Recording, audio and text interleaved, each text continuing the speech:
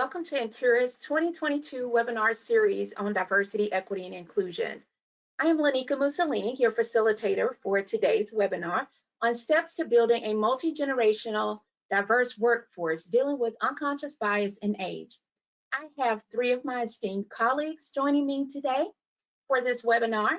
Denise Moody with the Boston VA Research Institute, Incorporated. Denise is also an NCURA Distinguished Educator. Thank you for being with us, Denise. Dr. Saiqa and Qureshi with the University of California, San Francisco, and Dr. Mario Medina, the University of Kansas Medical Center. For today's program, we will be discussing steps to building a multi-generational diverse workforce dealing with unconscious bias in age. Let's get started. To give you an overview of today's program, our goals are to understand how age influences a multi-generational workforce, to discuss subconscious discrimination through the age spectrum, understanding how diversity in age influences outcomes when creating a diverse workforce, and strategies for creating a multi-generational workforce. Now I would turn the session over to Denise to talk about understanding how age influences a multi-generational workforce. Thank you so much, Laneika. Hi, everyone. So in our next slide, we're going to show an excerpt of NCURA's commitment to diversity, equity, and inclusion. And Laneika, Mario, and I actually served on the task force in 2018 when we developed this statement with our peers. And what was really important in this excerpt we highlighted here says every member of NCURA has a right without regard to gender, race, ethnicity, age, of which we're going to focus on today, religion, social class, sexual orientation, ability, personality, functional experience, or background. And what's also important to note is that all of us have a right to fair and respectful treatment. And of course, equal access to resources to support professional growth and equitable opportunities. And we're really going to tie in that concept when we talk about multi-generations in our workforce of age, and then of fair and respectful treatment, because I think that is the premise of everything we're going to be talking about. So in the next slide, we're going to ask you to please participate in this poll. And we want to know just where you're coming from today, what generation or what age group do you identify with? So I'm going to give you a few seconds. And when we're participating in this particular poll, what we've seen in our workforce lately, and this will continue to become more of the trend, is that there are 5 generations more likely represented in our workforce, not only in our research administration profession, but across our institutions. And as we think about faculty and grad students or undergraduate students that we interact with routinely, I'm sure that all of us interact with all 5 generations. So let's see. I'm going to compare today's audience and what we come out with we actually had looked at the NCURA demographics, and I'm going to compare today's participation. Yep, it's almost identical. So what we're seeing here is Gen X, right smack in the middle is 51%. That aligns with our NCURA demographics we were able to pull, where over 55% of our members participated and updated our profiles. And actually that membership of over 3,800 folks who participated actually had 48% in the Gen X. And then that's followed by millennials, 31%, which was identical to NCURA's demographic metrics, and then followed by baby boomer, and then traditionalists and Gen Z. And I think what we're going to be talking about later on strategies, Mario's going to spend some time thinking about traditionalists and the older generation and why it's so still important to have traditionalists in the workforce. And also when we think about the newer generation, Generation Z, it's so important to have a pipeline. And we were talking about this right before this webinar, how important the student pipeline into the research administration profession is. So in our next poll, what we wanted to get a sense of is how many different groups do you believe make up your office or team? And I encourage you, if you are sitting next to your colleague, do not ask them what their age group is. So we're just trying to get an estimate of the makeup of your office and team and the multi-generations that you interact with on a routine basis. And as we said before, more than likely across our institutions, we interact with all 5, but in our groups, it may be 1 to 3 That's what I'm getting a sense of. And the reason we think that this is important, and we're going to talk about this when we talk about the importance of multi-generations and how much the diverse perspectives and different knowledge gathering that we've had over the decades for the older generation, or the new approaches and the new creativity that can happen with the newer generation is extremely important to build a really strong team. So this is also not surprising that we have a few generations in our office or team, and then we have some outliers. I suspect when it says on A, 2%, that's probably an office of 1. And then there are some 14% have all 5 in their offices. And so this is a really important topic. I'm so glad everybody's here today. So in the next slide, what we're showing is how the different range of perspectives can differ across generations. And what we really want to emphasize today is not to stereotype or generalize. There are, just like when we take a personality test and you align with either extrovert or introvert or whatever personality alignment that you have, it's always not just one. And so when you think about core values, work ethic, and our approach, there is a tendency in the older generation or traditionalist perspective to really focus on work, do your time. You spend decades building knowledge. You have slowly grown up and escalated in your career over time, where a newer generation might say, I like the fluidity. I like a lot of transition, a lot of change. I like a flatter organization. I want to have fun in the work. And when I leave work, I want to have a really great life outside of work. And I'm okay with flexing. And there's another area perspective that we've really been probably just more compounded in the last couple of years that's brought to light is your comfort with technology and the remote work environment. It's kind of, if you wanted to generalize, or we try not to, but traditionalists may have struggled a bit more in the last few years when they have gone to fully remote work environments, or they are working with colleagues in flexible or hybrid work arrangements, because they may have leaned towards the one-on-one, face-to-face, and appreciate that more. And so you still have to, if you're managing or leading teams with these multi-generational perspectives, or if you're just a collaborator and your colleague, maybe you need to be sure that you're interacting with them the way that really meets their needs. And we also want to think about organizational type. So organizational type for an older generation, they may be more used to the top-down hierarchical structure, but these days, a lot of organizations are flatter, they're more fluid. And so we just really need to flex with that. And in the next slide, what we wanted to point out is this term of generation flexing and why it's so important. And again, this first step of treating people of different generations as they want to be treated.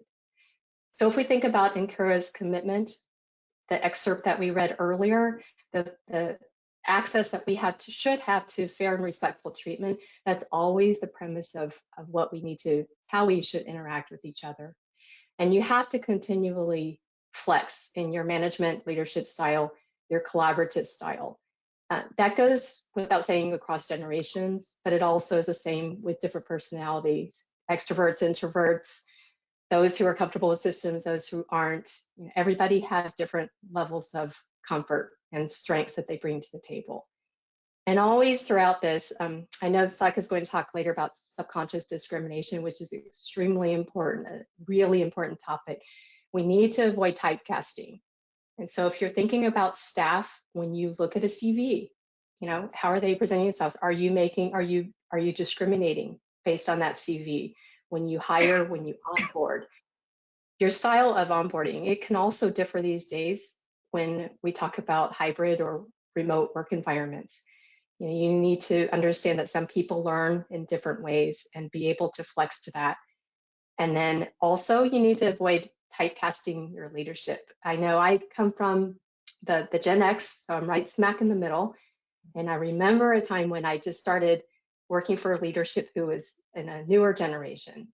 And I realized those leaders can provide a tremendous amount of leadership, mentorship to me as an older generation or somebody who's been 30 years in the field.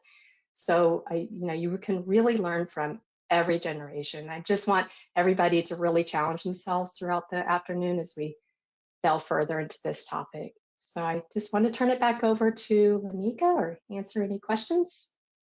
Absolutely. Denise, I do have a couple of questions for you. Going back to typecasting, could you talk a little bit more about typecasting, what that means, how it can be harmful for the individual as well as the team? Yeah, it means a lot to me, Laneika, and others can, Mario and Saiqa, you can chime in on your perspectives. I'm sure we've all been typecast for not only age, it could be race, it could be gender at any time in our professional or personal lives. I know I've experienced it a lot personally and professionally through, and I have to admit, decades of different professions that I've been in. And I think what's really important is not to just make assumptions right off the bat based on how somebody appears, what age they are, what gender they are, what ethnicity, any of that. And also, I think we shouldn't pigeonhole ourselves. So if we're an older generation and we're faced with a lot of change, and we're implementing a new system, for example, not to be apprehensive about that and realize that you can also bring something to the table as much as somebody who's very comfortable with new systems and diving in and learning new things. So I just think we need to all be very open-minded. And given the changing landscape, how can we use some of the characteristics that you mentioned earlier to strengthen the team as a whole? You talked about work ethic and comfort with Yeah, technology and yeah. personality. I think Mario, were you going to say? Oh no, I'm sorry. I didn't want to interrupt you, but I wanted to also include that creating that environment, the supervisor creating an environment that kind of inclusive environment that would sort of bring comfort to the group, to be open about learning from each other, to create that environment that would allow people to sign up for things or step up for things or things of that nature. That's how I would approach that inclusiveness in mind. That's where I would go with that. I'm sorry, Denise, if I interrupted. I just wanted to. Yeah, no, I think that's a great point. And I think too, whether you're in a remote environment or you're face to face, there are introverts sometimes in the room who may be quieter. There may be it could be a generational issue or aspect, or it could be just you might be shyer, you might be more introverted. And as Mario said, as a leader, you need to pull out, the ideas from everyone collectively. Not like just let one person take over the room or take over perspective. I think having a diverse generational workforce and perspective, as well as having different personality types and perspectives is very important to strengthening a team and also being the most creative and having the best outcomes. Right. And you bring up a good point. I think as leaders, it's really important for you to get to know each individual team member so that you do recognize what they bring to the table. You have an understanding of what their personality types are and how that may work with others or not so much. And that way it keeps you from discriminating against one of the team members because you don't fully understand their personality. So thank you for bringing that up. And I appreciate you presenting on this topic. Now we will hear from Saiqa on subconscious discrimination through the age spectrum. Thank you so much. We're going to move to the next slide and we're going to start with a poll. So I'm going to ask you guys to talk about what percentage of your team is under age 40, right? So is it 0 to 24%, that quarter to half, the 25 to 49, that half to 3/4, the 50 to 74, 75 to 100, or you're just not even sure you could estimate. And the reason we're doing this is we remember from the first section of today's presentation, is that we talked a little bit about what our NCURA membership looks like, and we want to just kind of see what your teams look like and if they're matching what we're expecting to see in the NCURA membership, and then from the Pew data about our workforce here in the United States today. So I'll just give that another minute or so, a few seconds here to run, and then we'll look at our results. But this is really exciting to be here today and starting out with a fun, quick poll.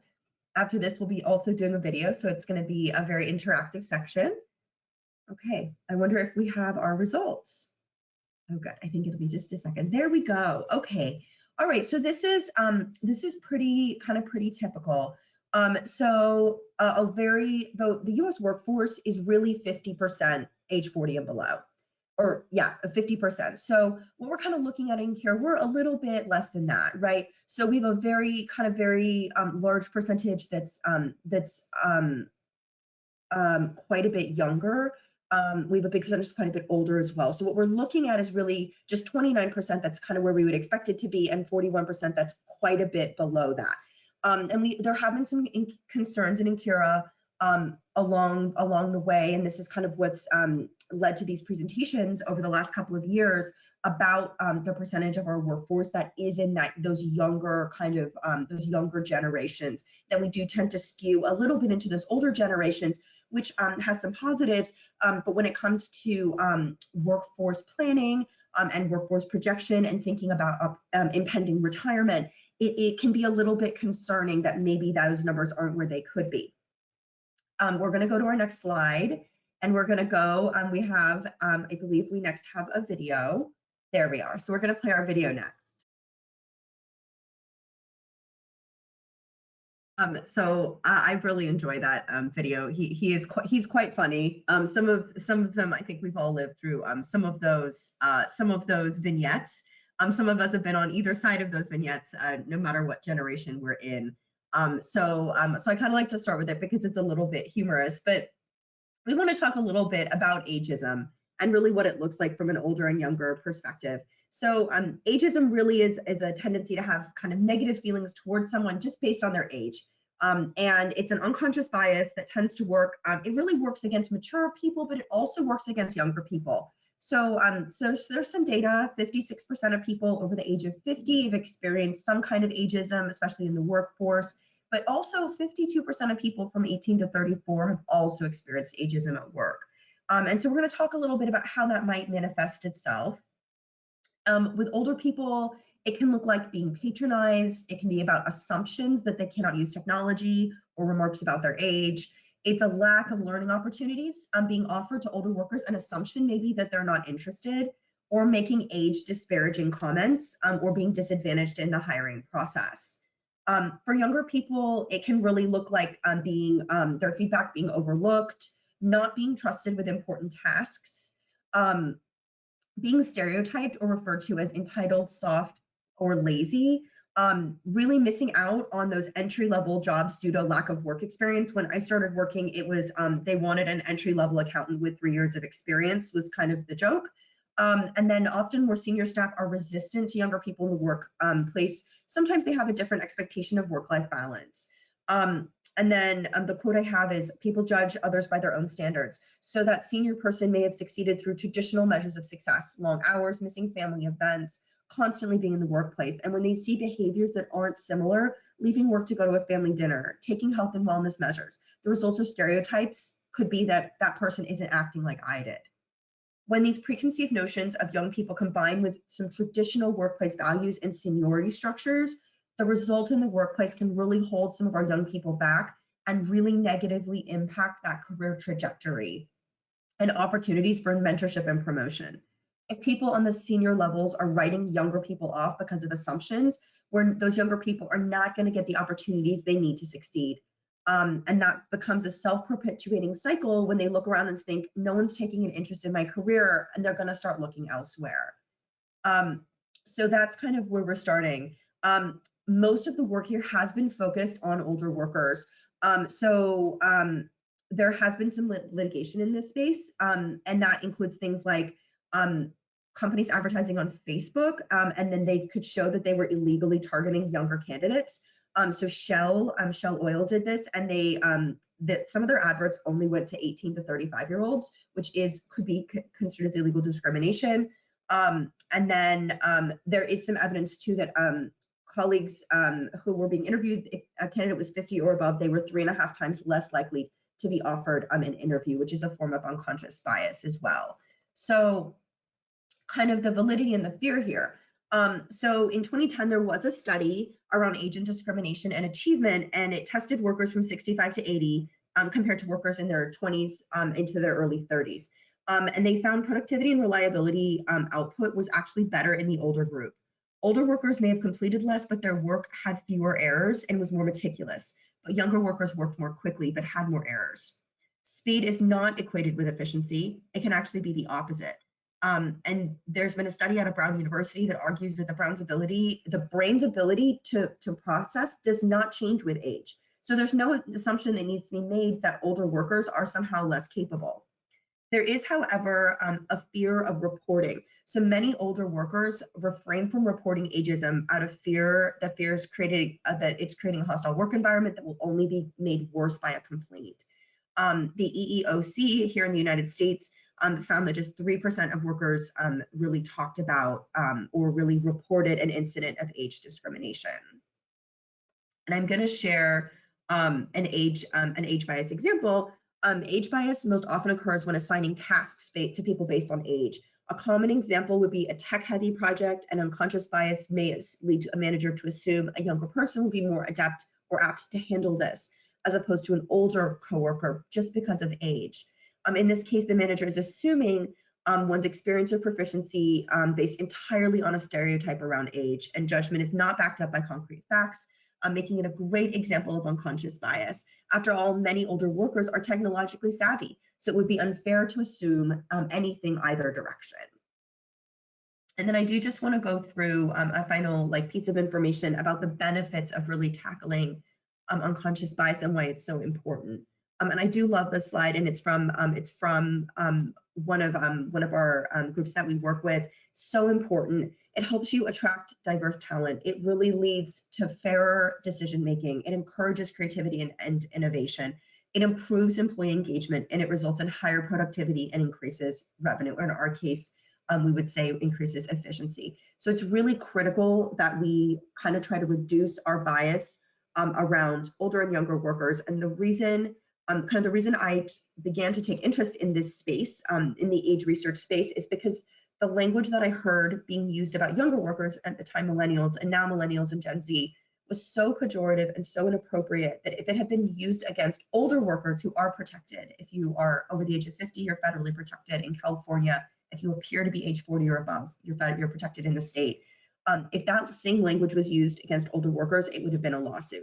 And my argument is that having any bias or any pejorative language or inappropriate decision-making based on age in your workforce is not going to help you harness the strength and build a multi-generational team. So yeah, I'm going to go back to Laneika and see if we have any questions. Thank you, Saiqa. That was great. Regarding the video, there were a lot of microaggressions displayed. And although we laugh at that, I laugh because I recognize some of that is either been said to me or I've heard other people say it.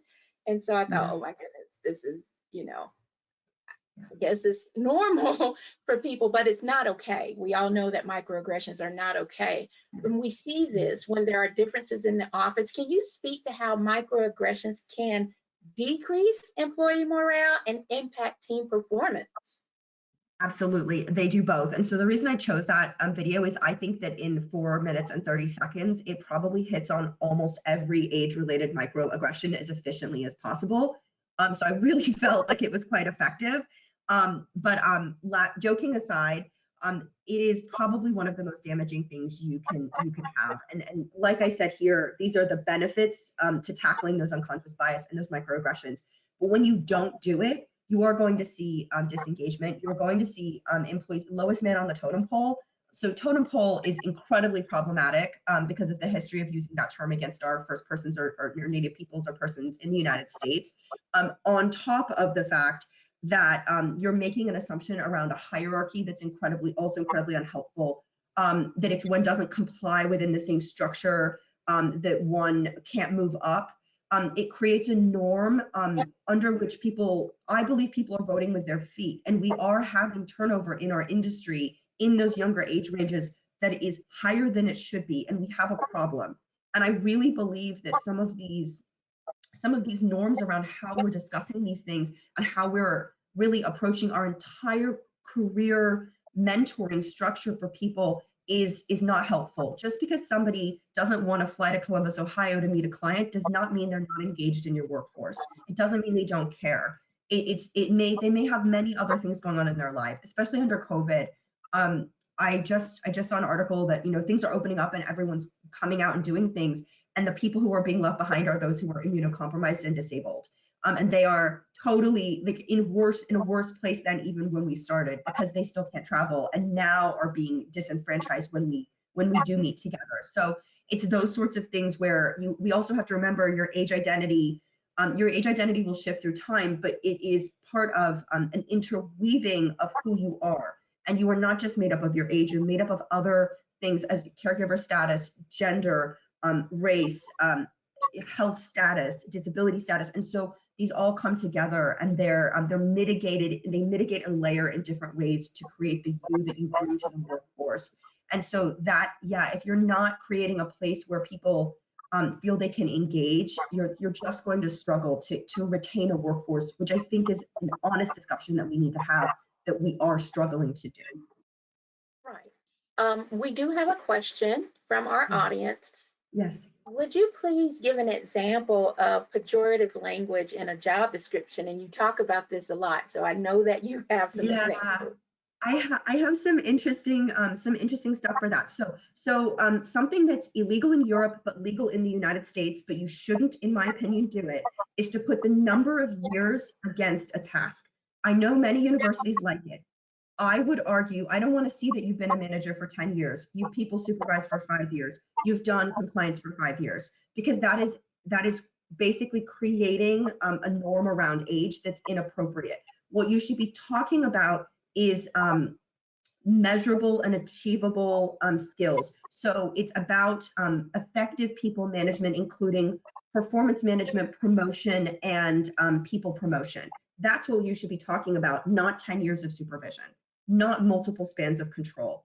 That's not what should matter. When it comes to pejorative language, so it's more about discriminatory language. So it excludes people. So this includes inappropriate barriers to entry. So unnecessary. So my argument is that what we should do is create the fewest barriers to entry for any applicant. You need to really, really select what's critically important and not what isn't. And this comes from somebody with 3 postgraduate degrees. I don't think we should be putting education as a barrier to entry in working research administration. It's actually not necessary. And I know that is not a popular answer, but I say it as someone with incredible academic privilege. It is totally and completely unnecessary. I value my doctorate. I would never have made a different educational choice. It's the only thing I wanted. I went straight through. That was me. It doesn't mean I'm better or worse than another candidate. And if somebody did high school and did a traineeship and did some community college and didn't get it, doesn't matter. If they want to come in and work and learn, that's what you're here to do. And so I really think that by reducing your barriers to entry, you're reducing your bias in selection, not just for promotion, but also just entry at the beginning as well, which I think is really critically important. Awesome, thank you. Now we're going to actually go to our next section.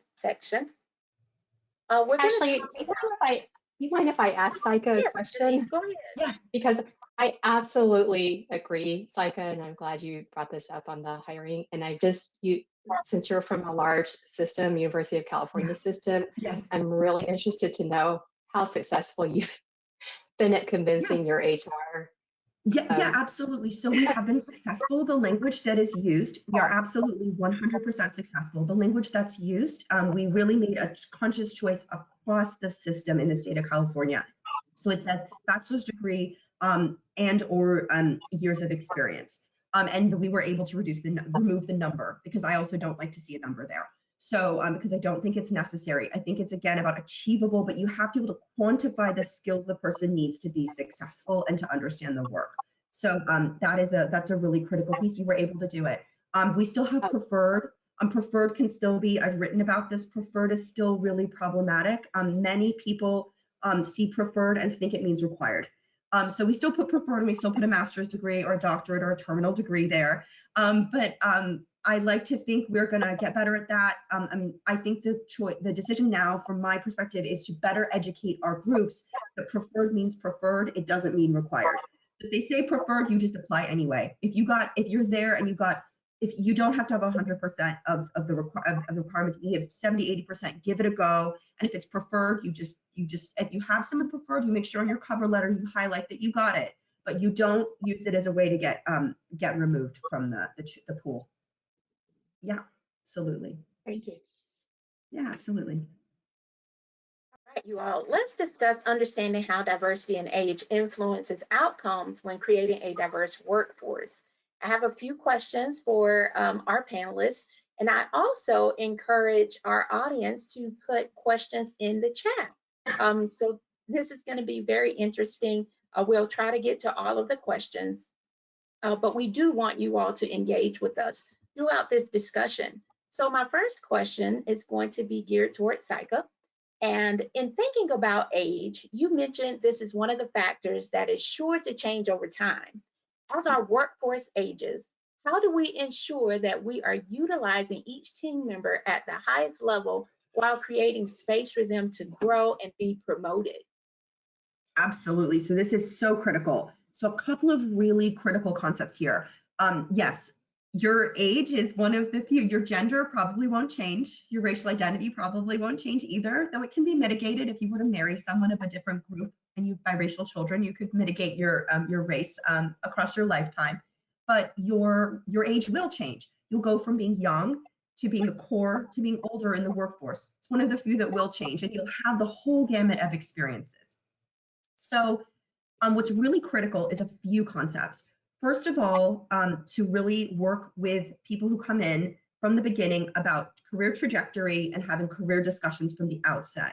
So there's been a real shift in mindset from this kind of, pay your dues, a totem pole kind of approach to more of a, and to a concept of like, do the basic work and grow and build, to more of a like, what from day one, what is my plan going forward kind of approach. And then also to really focus with people on thinking less linearly and more broadly, broader lateral moves. Like your career is not going to be moving from a 1 to a 2 to a 3 to a 4. It's just not realistic. Your career will be mostly made up actually of lateral moves. And I think explaining that, because when people come out of education, they're used to progressing up and not across. And that's really a mentality shift that I think is really critical. The one as an employer that's critical is to remember not to anchor. When you bring somebody in and then you anchor them at that level, particularly if they are a person of color, come from another underrepresented background, they're more likely to be anchored, and it can be harder to see them be promoted. They say that with white men, we see their potential, and with everyone else, we see their mistakes. And so we see them where they are, and if there's an error, we find it really hard to be able to move them forward. And so that anchoring is the hardest thing to let go, but needs to be let go in order to move the person forward with their career. Great, thank you. And Saiqa, just to piggyback off of what you discussed earlier, we have a question pertaining to years of experience and how a lot of times that is written into the roles and the job descriptions. And sometimes when you're in a system, we tend to see different levels of roles, and those qualifications have been identified at a higher level. Yes. How do you mitigate that, and how do you move forward with trying to get those things changed? Because oftentimes at the level we're at, our hands are tied and the organization is stuck with having to stick with the qualifications and requirements that have been identified at a higher or system level. Absolutely. So that is absolutely true. So what I would say is, I would say, what does the number mean? What is the number meant to represent, and what is it a proxy for? So if you're saying 3 years is some intermediate ability and 5 is expertise, and 7 or 10 years is meant to mean some sort of like beacon of knowledge or national presence, I would say I would want to define those. I would try to work in a working group to really think about what the number means. But I don't ever have a problem with proxies. I don't like a number as a proxy because it's, number one, age discriminatory, and number two, it's actually not very good. So just because someone's been doing something for 10 years doesn't mean they're any good at it. Like, that's the worst part of this. You could actually be discriminating against people who are good, and including people who are terrible. Like, there are people who are not good managers, and they did it for a while. It doesn't mean that they were competent. So you never asked if anyone was competent at being a manager for 10 years. They just managed another human being and signed their time card off for 10 years. That's not what you're really looking for. You're looking for someone who's developing and people managing and promoting and terminating if needed, and redesigning a workforce, and that's the skills you're looking for. That has nothing to do with 10 years. Those are totally not related items. So that's what I would bring. That's what I brought. That's what I bring myself, but that's what I brought to the discussion, and that's what I would suggest you bring.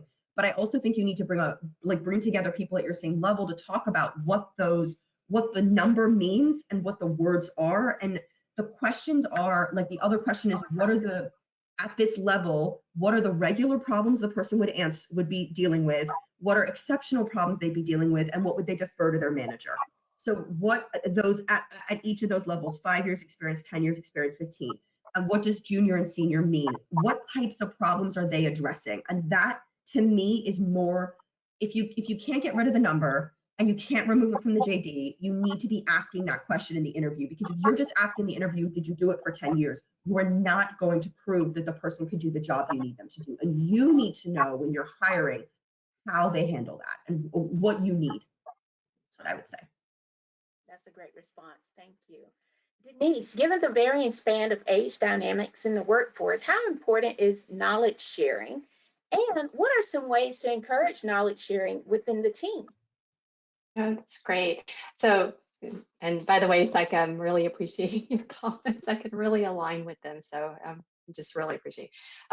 So I think knowledge sharing is, these days with multi-generations, we really need to, as we talked about the Great Resignation, and Saiqa touched on this earlier, a lot of people are leaving the workforce more quickly, and we have to be more creative. I don't know anyone in office across the country of my colleagues where they don't have multiple vacancies in their office, and people are becoming disenfranchised. And so not only do we have to create resources and procedures and access to the same level of resources for anybody to onboard quickly, whether it doesn't matter what generation you're from, but I think you need to have all of those tools in place. And also, when I think about my experience at my current institution plus my previous ones, where I've developed policies or procedures, I think when you think of the traditionalists, the older generation, and we said, we shouldn't pigeonhole and assume that they are not technologically comfortable with systems implementations. That is not the case.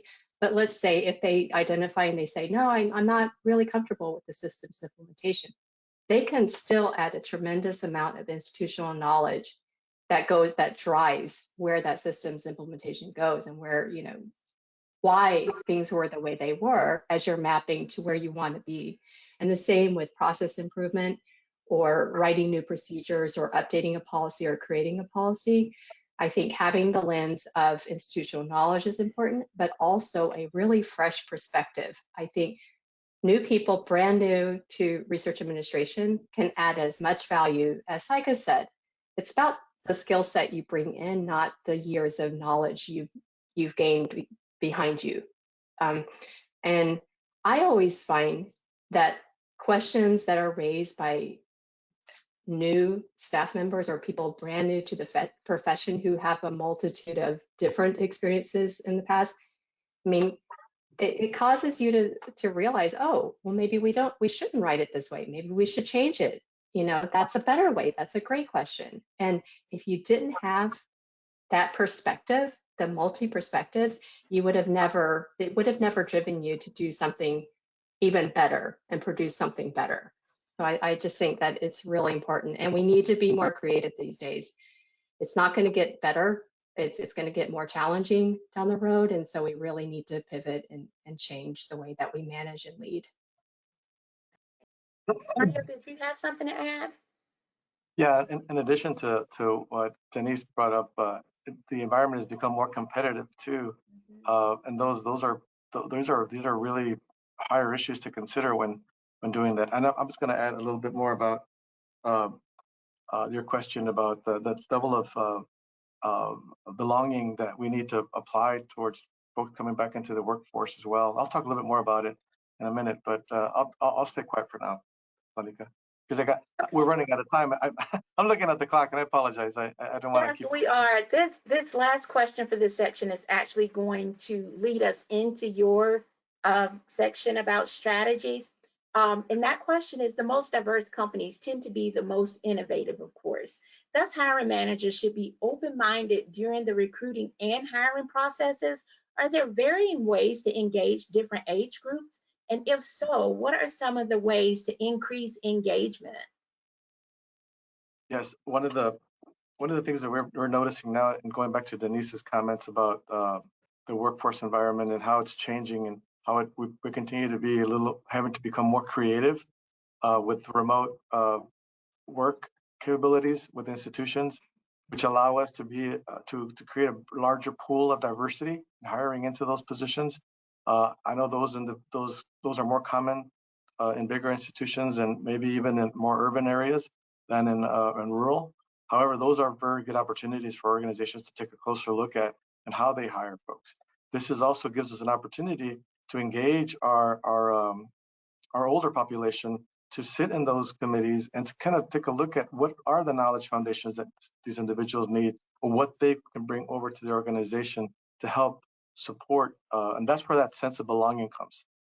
The sense of belonging that an individual, and this is going to lead to my discussion, that is retiring or planning on retiring, they're looking for an opportunity to be able to continue to be an important part of the organization. And what better opportunity than to put them in situations that they can look and help assess what kind of qualities and skill sets are necessary to fill that position that they're leaving behind, or that they're semi-retiring into, or out of, I guess, I suppose. Your second question, there was a two-part question to that, Laneika. I apologize. What was the other part? It was. So the second part of that question is, what are some of the ways to increase engagement amongst the different age groups within your office or your team? Again, and that may be part of your, yeah, okay. That'll be part of my discussion, but part of that, again, is going to go back to creating that sense of belonging in where we're having to change our work environment, and then having to understand, including folks in the younger generation is really more capable of operating remotely than the older generations. I think I found that to be the case so far in some of the studies that I've looked at. And again, I'll talk a little bit more about in detail and making those distinguishing approaches, but having that inclusivity of diversity in the workplace is going to be really helpful going forward. Wonderful. Thank you all for your participation. Now we're going to move along to Mario's section, and he's going to discuss strategies for creating a multi-generational workforce. Let's go ahead and kick it off with a couple of polls here. So how do you address employees who might be considering retirement? What is your approach? Is it proactive conversations? Is it a no discussion, just see what happens? Some discussion around the edges, really no strategy, or just depending on the person? So one of the things that I can tell you off the bat from a personal perspective, after spending many years working in Texas, I retired from this. So I am a product of the retiree pool. Subsequently, I saw myself in a situation where, well, now what? I've put in my years of service. I fall into that very end of that baby boomer. I think our panelists are pretty reflective, because I'm at the very end of the baby boomer section. I think Denise mentioned that she was a Generation X, and I believe Saiqa is a millennial. If I correct me if I'm wrong, Saiqa, maybe not. But I think we have a pretty good rounded out group to talk about this topic itself. And this is, again, just gives you that diversity perspective that I think there's a lot of value to this discussion as we're answering these polls. But myself, I found myself in a situation where I'd like to continue to contribute and continue to be part of an organization. And although my institution, when I retired, had the opportunity for semi-retirement type of work, I found myself that I wanted to keep on working full time. So, and with the cost of the way things are lately, inflation and so forth, I decided that was probably the good idea to continue working. Anyway, I'll talk a little bit more about myself and what my experiences have been with my staff and what I've found across the board. So, so there are some proactive conversations happening, clearly, and 33%. There is no discussion, 5%, some discussion, 16%, no strategy, 11%, and depending on the person is 35%. I'm going to talk about a little bit more about why people are encouraged to stay and why people are encouraged not to stay in organizations a little more, because there's that double-edged sword to everything. But I'm going to continue with the next poll question. Question number 4, do you have an ability to even do recall, phase out retirement, or semi-retirement, or shift to part-time?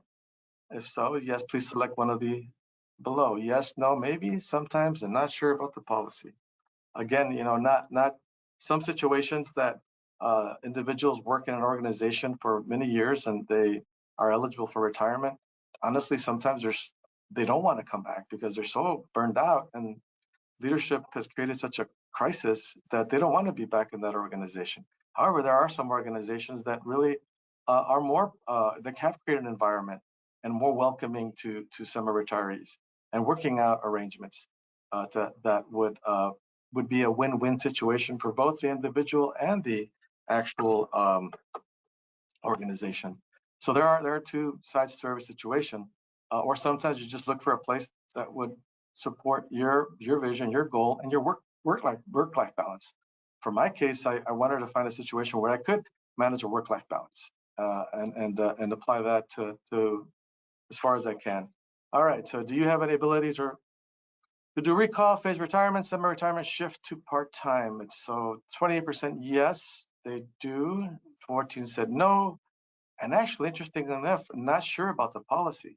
So that was interesting. So, and maybe this is the kind of conversation that needs to be happening as you're all aware that it's just really hard to retain and recruit in our field, and we find ourselves seeing more and more out there in this listservs and NCURA, so many positions being open now more than ever before, just to fill. So next slide, I believe, right? All right, so let me kick it off with it. So again, it is incredibly realistic to offer semi-retirement, as many of the baby boomers want something to do, and that's me, and do part-time work fits well in their work lives. This is said by one of the my sightings on one of the sites that I put up. You get experienced, dedicated individuals who can help breach the worker shortage that many companies are running into. Again, as I mentioned earlier, some of the roles that we need that we would actually resource out for these individuals could be in a mentor role, mentoring positions for regional administrators, and to support the young group coming on board. That could be a really big part of their focus. Having a succession supporting role. So again, it's being that part-time role, subsequently leading to supporting others that are coming on board, and actually having a flexible role for them to be able to work around. I think those are 3 good points to start off with, to see how these individuals will fit in your organization. Make it a win-win situation for them as well. Really, it is difficult a lot of institutions don't have training programs. They don't have a training program, a formal training program.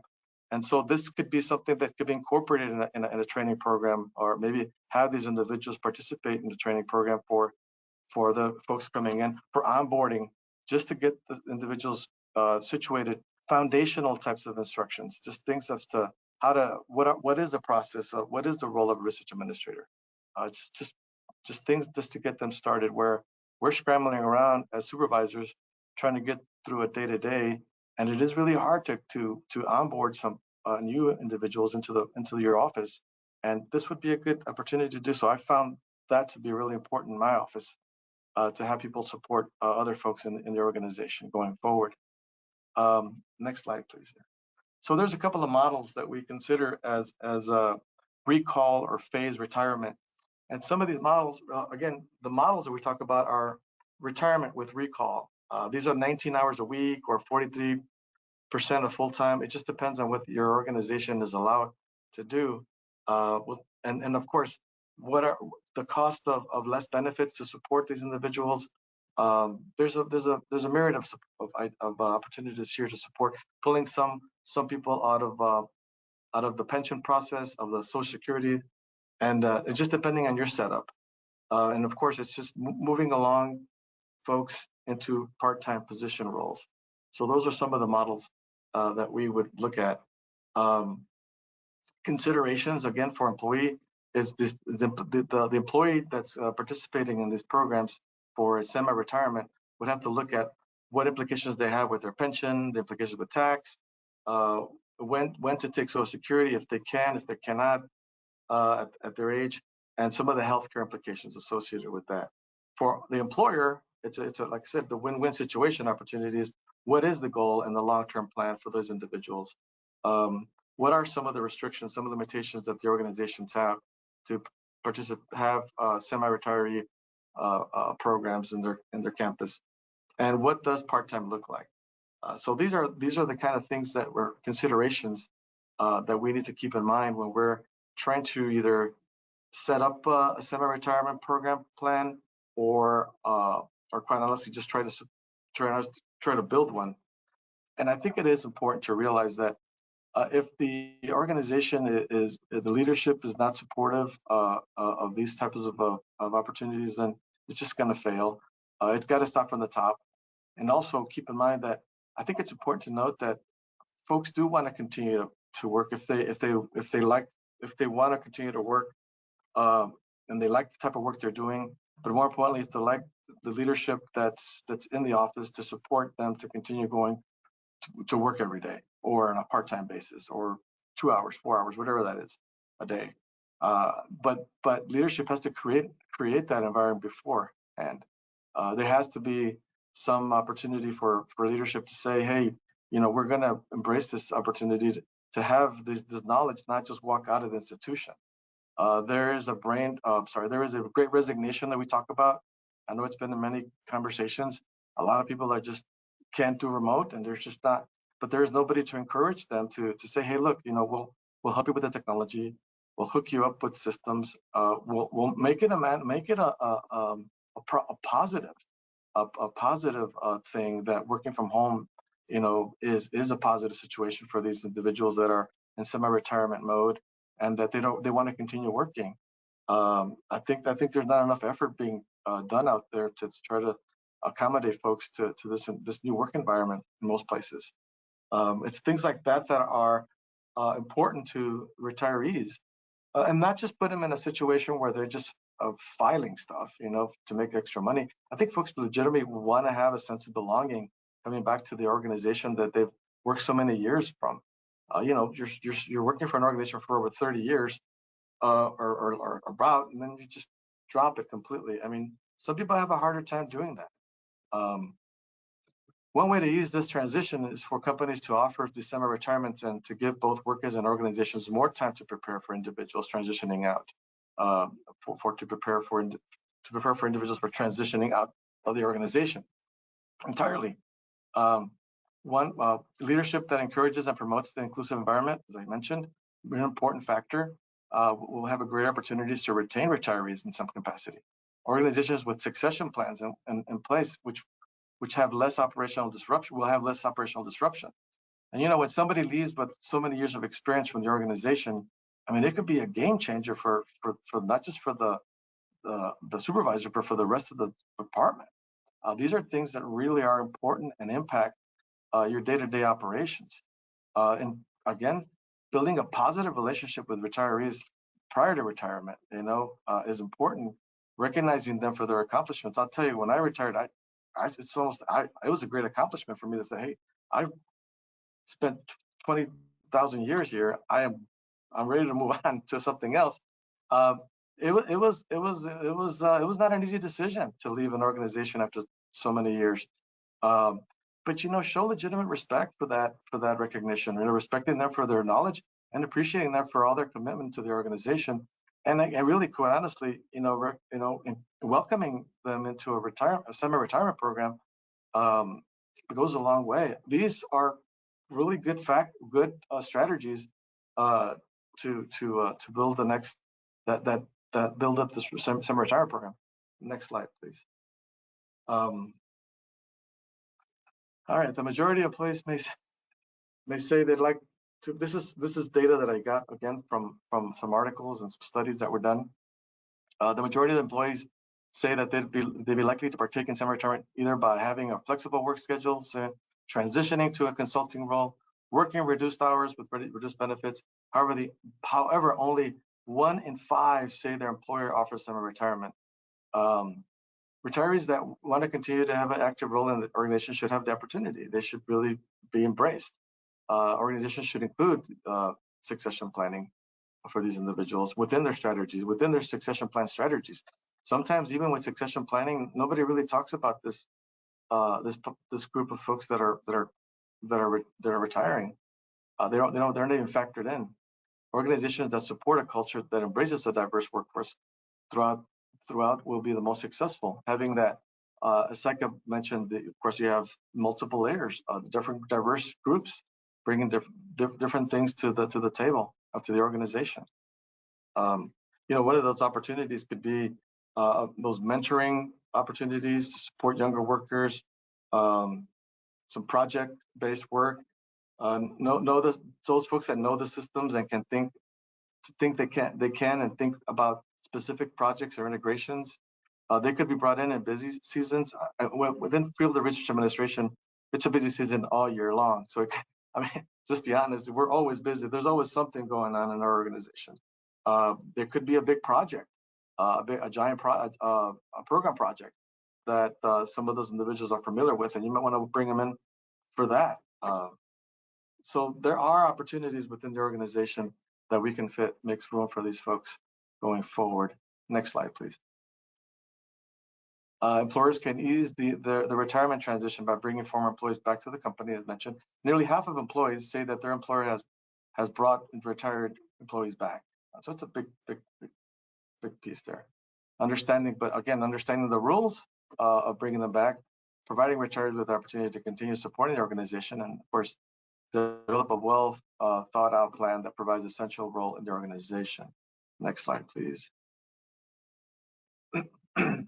I think this is my last slide. Oh yeah, our workforce is losing a big generation. Okay, so that has workplace skills and talents that will be short of in the workplace. It would be ideal for those not quite ready to retire to serve as mentors, trainees, experts, and consultants who can be brought in as part-time and semi-part retires.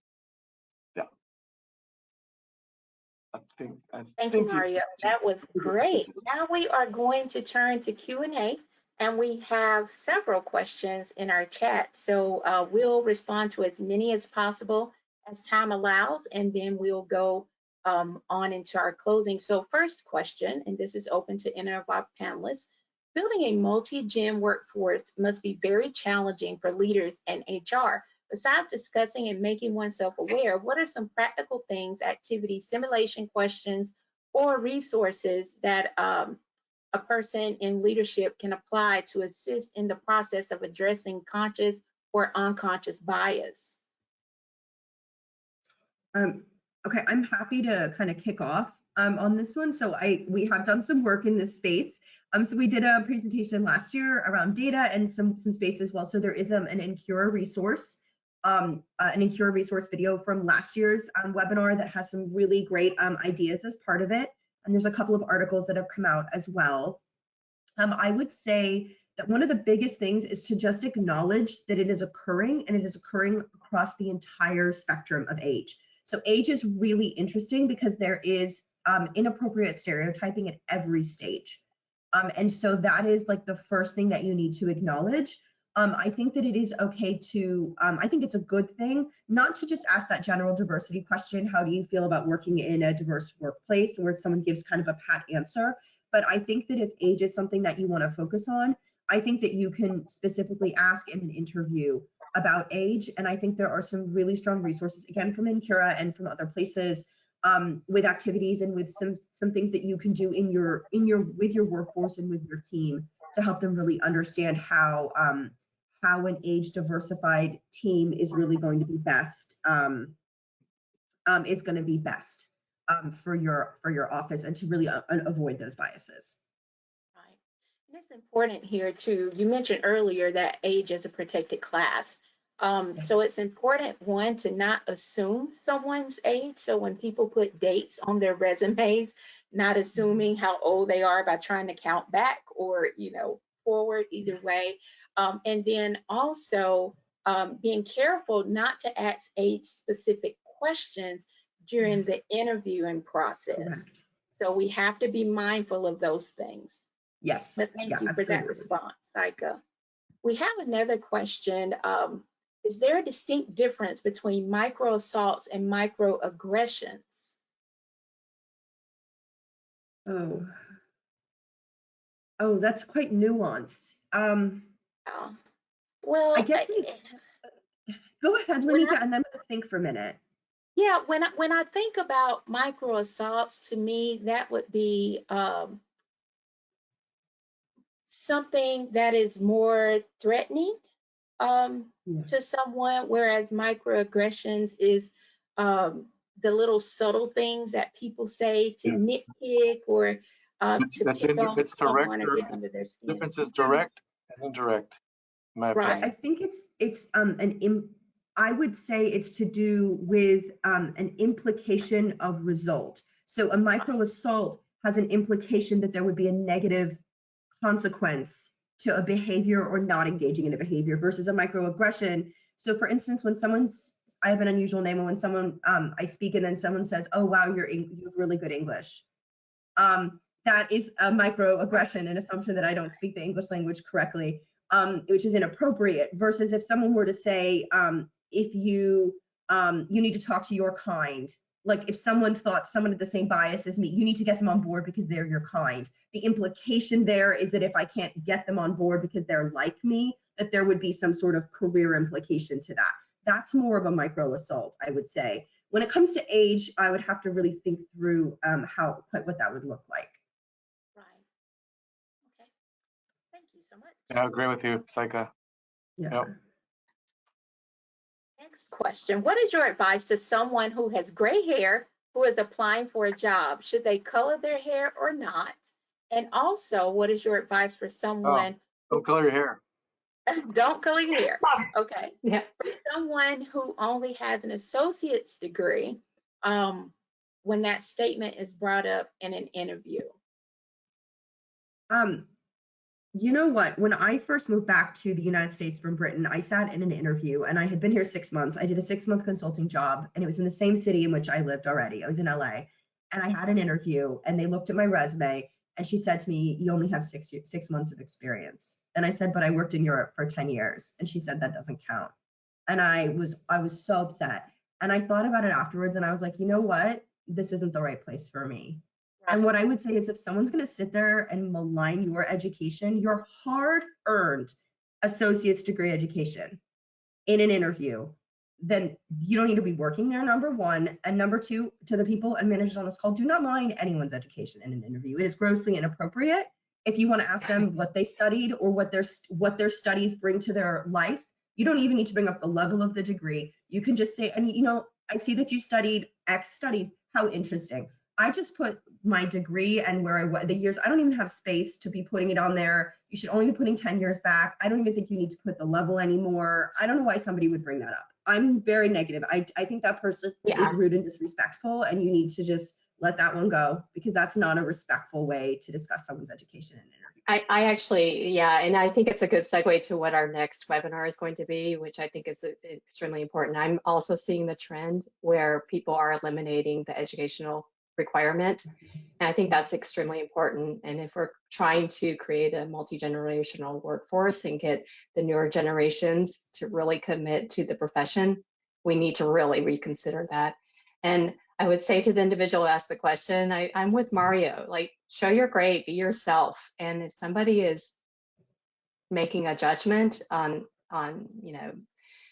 I've seen beautiful people with gray hair who are 15. I mean, it doesn't really matter. It doesn't identify necessarily what generation. I've had, well, I shouldn't talk, but I've had gray hairs that people tried to pluck when I was 15 and in grade school. And I thought that hurts when they pluck the gray hairs, one by one out of my head. So yeah, just be yourself. Right.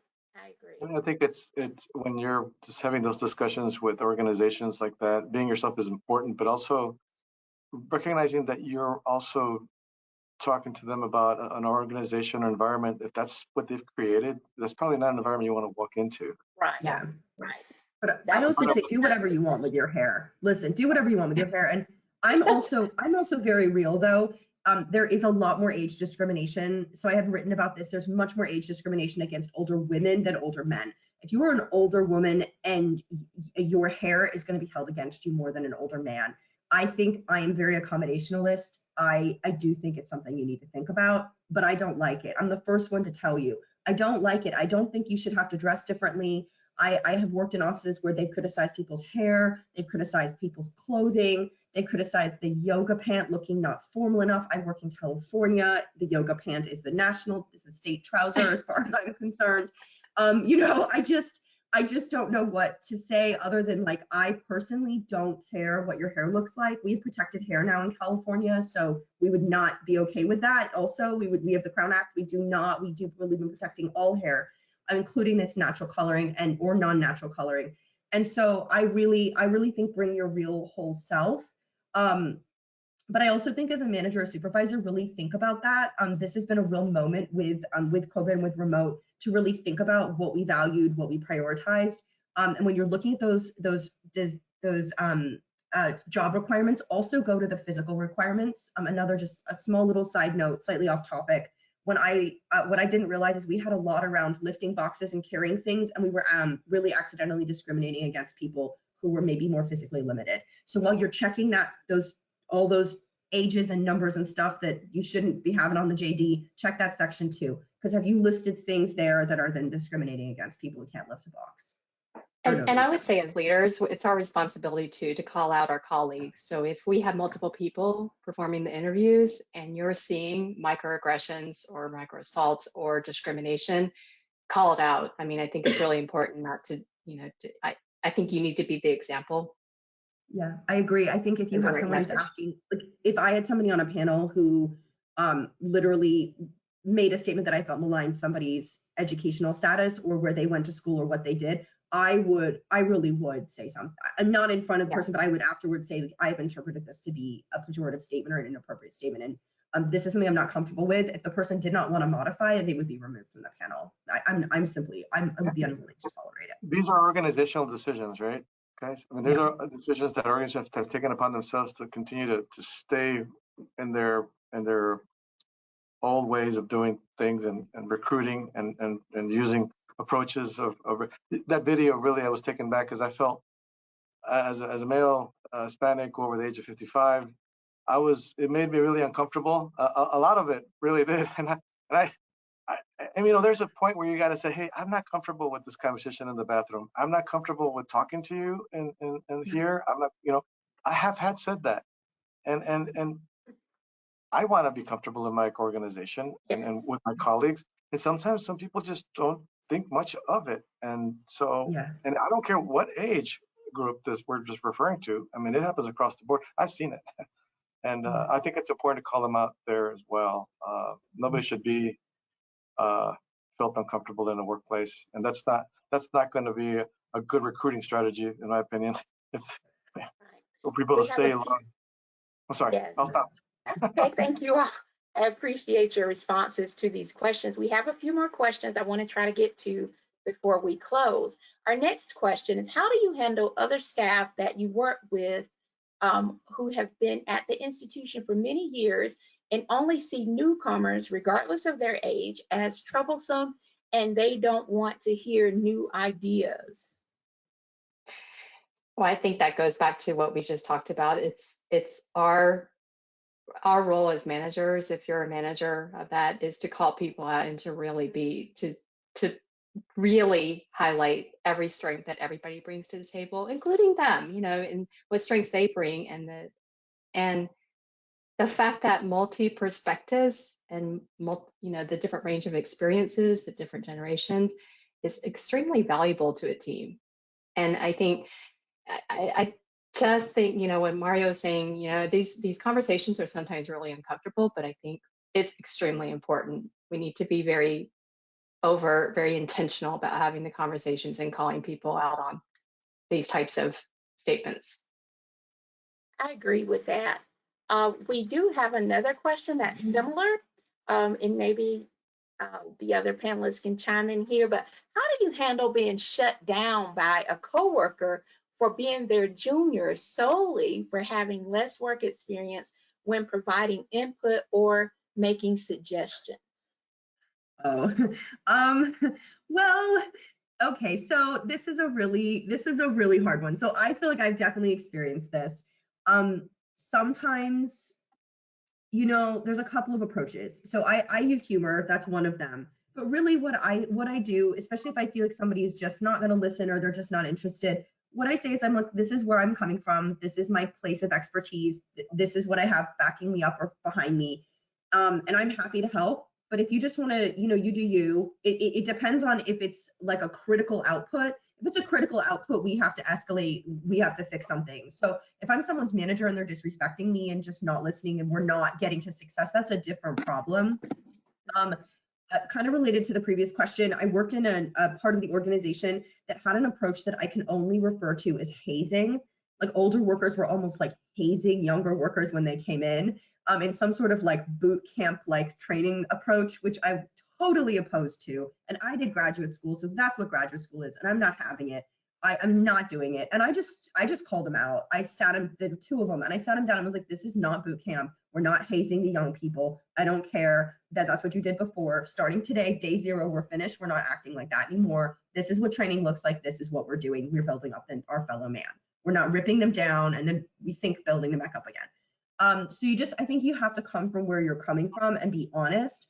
I have had moments, I had very honest moments of like literally being the expert in the room and being ignored because of a confluence of age and gender and racial background, and literally sat there and been ignored and had to have multiple people back me up and still get ignored and still got overridden. So I just am like, all right, you do you. Like I'm on the record saying what I'm gonna say and believing what I'm gonna believe and telling you this is how I think we should do it. And if you don't want to listen, then that's okay too.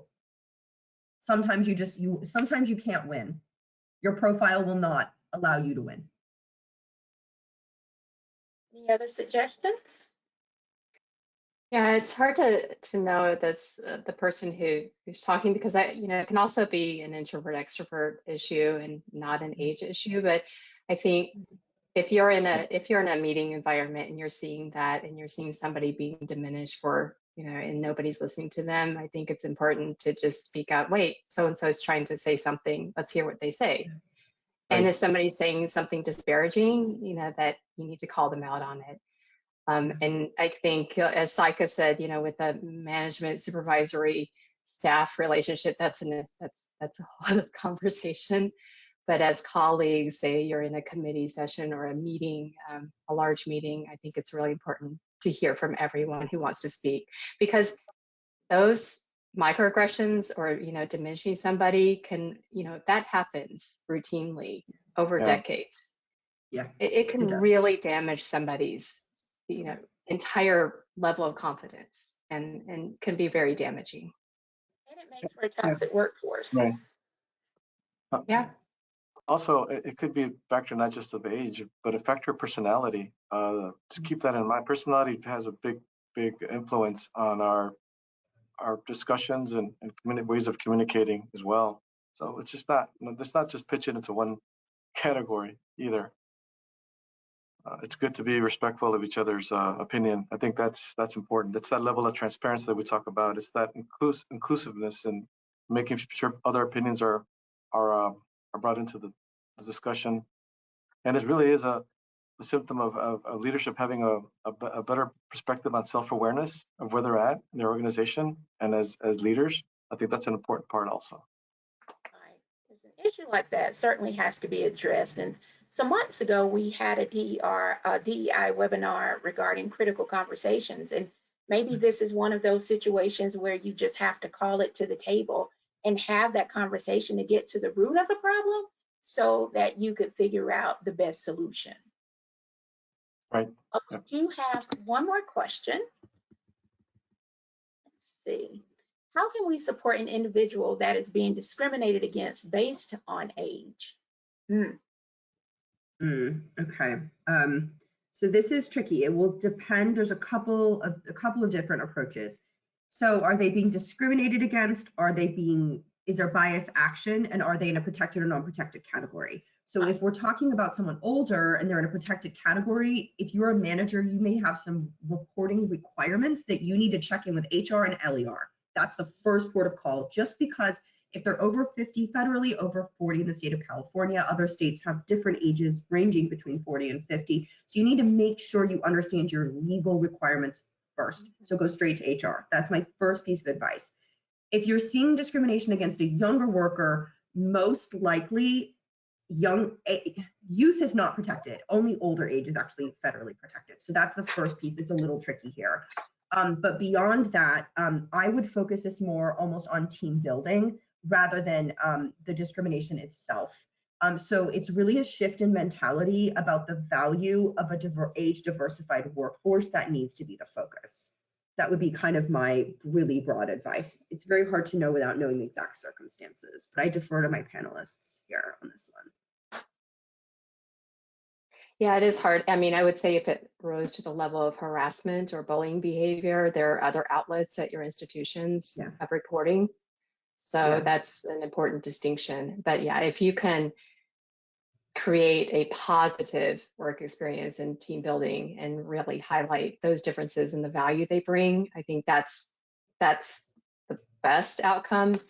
But if that doesn't work and somebody continues to be hostile or harassed, I think you need to report that as well. I agree. That's where, again, supervisory self-awareness comes into place. Understanding their unit, understanding what's going on here, and getting to is it a systemic problem organizationally, or is it just happening in your office? Or is it? Yeah. I mean, even the example I used where I had the two people who were really hazing, basically, in my opinion, hazing younger workers. I mean, we had one discussion and we were able to knock the behavior off. I think they were shocked to be called out, but if they continued, I mean, some of these younger people really could have maintained that it was a hostile work environment. Like, you can really escalate. You don't have to be federally protected to be being bullied or harassed. Right. And eventually you can still argue that it's an environment that's systemically bullying you or systemically harassing you because of an identifiable trait, even if it's not protected. So that's still a huge problem. And it's still not something that you want to have in your office. It's not good.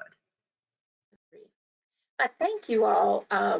This has been a great conversation. I hope that our audience really enjoyed what our panelists presented on today. I would like to thank my colleagues for this amazing program, and thank you all for joining us in this conversation. Just to reiterate some of the main points that were discussed today, avoid typecasting and be flexible as a manager or leader. Validate all members of your team and appreciate the individual skills that each member brings to the team.